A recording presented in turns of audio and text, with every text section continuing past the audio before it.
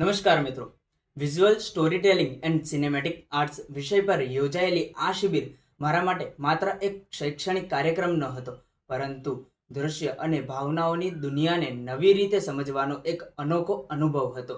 આ શિબિરમાં નૈયાબેન અને ભાવિનભાઈએ ખૂબ સરળ અને જીવંત રીતે સમજાવ્યું કે માણસ માત્ર શબ્દોથી જ નહીં, પરંતુ ચહેરા, દ્રશ્ય, અવાજ, પ્રકાશ અને ભાવનાઓ દ્વારા પણ વાર્તા કહી શકે છે, અને એ જ વિઝ્યુઅલ સ્ટોરી ટેલિંગનું સાચું સૌંદર્ય છે. શરૂઆતમાં અમને વિઝ્યુઅલ લેંગ્વેજ વિશે સમજાવવામાં આવ્યું કે ફિલ્મ કે વિડીયોનો દરેક સીન કંઈક કહેવા માંગે છે.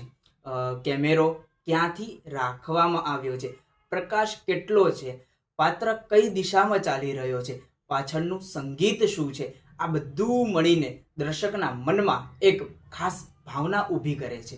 પહેલા અમે ફિલ્મમાં ફક્ત મનોરંજન માટે જોતા હતા, પરંતુ આ શિબિર પછી સમજાયું કે દરેક દ્રશ્ય પાછળ એક વિચાર અને એક સંવેદન છુપાયેલો છે. નેરેટિવ સ્ટ્રક્ચર વિષયમાં અમને સમજાવ્યું કે કોઈ પણ સારી વાર્તાની શરૂઆત કેવી રીતે દર્શક જોડે છે, વચ્ચેનો સંઘર્ષ કેવી રીતે ઉત્સુકતા વધારે છે, અને અંત કેવી રીતે માણસના મન પર અસર છોડી જાય છે. એક સામાન્ય ઘટનાને પણ યોગ્ય રીતે રજૂ કરવામાં આવે તો તે ખૂબ પ્રભાવશાળી બની શકે છે. તે વાત અમને વિવિધ ઉદાહરણો દ્વારા સમજાવવામાં આવી. શિબિર દરમિયાન અમને કેટલીક ફિલ્મના દ્રશ્ય બતાવવામાં આવ્યા, અને પછી એ દ્રશ્યની સુંદરતા પણ બતાવવામાં આવી અને અંદર રહેલા અર્થ સમજાવવામાં આવ્યા, જેના કારણે ફિલ્મ જોવાની અમારી દ્રષ્ટિ જ બદલાઈ ગઈ. સિનેમેટિક ટેકનિક્સ વિષયમાં અમને કેમેરાના વિવિધ એંગલ, ફ્રેમિંગ, લાઇટિંગ અને મૂવમેન્ટ વિશે જાણકારી મળી. લો એંગલ શોટ કેવી રીતે પાત્ર શક્તિશાળી બતાવે છે, ક્લોઝઅપ શોટ કેવી રીતે લાગણીઓને ઊંડાણપૂર્વક સમજાવે છે, વાઇડ એંગલ શોટ કેવી રીતે પરિસ્થિતિનું વિશાળ ચિત્ર રજૂ કરે છે, તે ખૂબ રસપ્રદ રીતે સમજાવવામાં આવ્યું. એડિટિંગ વિશે પણ ખૂબ સુંદર રીતે સમજાવ્યું કે એડિટિંગ માત્ર વિડીયો કાપવાની પ્રોસેસ નથી, પરંતુ ભાવનાઓને યોગ્ય ગતિ આપવાની એક કલા છે.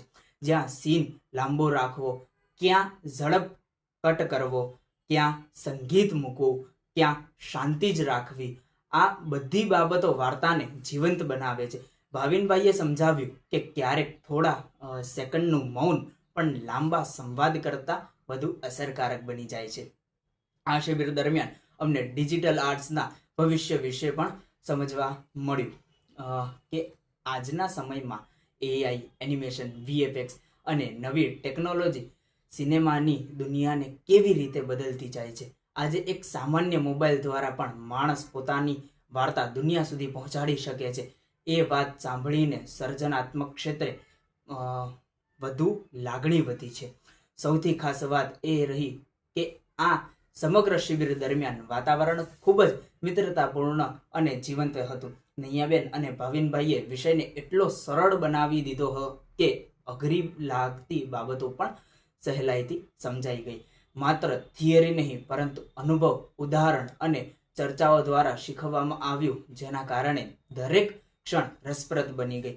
આ શિબિર પછી હવે જ્યારે પણ કોઈ ફિલ્મ, ડોક્યુમેન્ટરી કે યુટ્યુબ વિડીયો જોઈએ છીએ, ત્યારે ફક્ત મજા માટે નહીં, પરંતુ તેની અંદર કલા, વિચાર અને રજૂઆતને સમજવાનો અમે પ્રયત્ન કરીએ છીએ. આ અનુભવથી મારી અંદર સર્જનાત્મકતા વધી, અવલોકન કરવાની દ્રષ્ટિ વિકસી અને સમજાયું કે સીન માત્ર મનોરંજનનું સાધન નથી, પરંતુ સમાજને વિચારવા પ્રત્યે કરતું એક શક્તિશાળી માધ્યમ છે. અંતમાં હું એટલું જ કહીશ કે visual story telling and cinematic arts વિષય પર યોજાયેલી આ શિબિર મારા માટે ખૂબ જ પ્રેરણાદાયક અને યાદગાર રહી, કારણ કે આ શિબિર મને દુનિયાને વધુ સંવેદનશીલ અને સર્જનાત્મક નજરથી જોવાની નવી દ્રષ્ટિ આપી છે. ધન્યવાદ.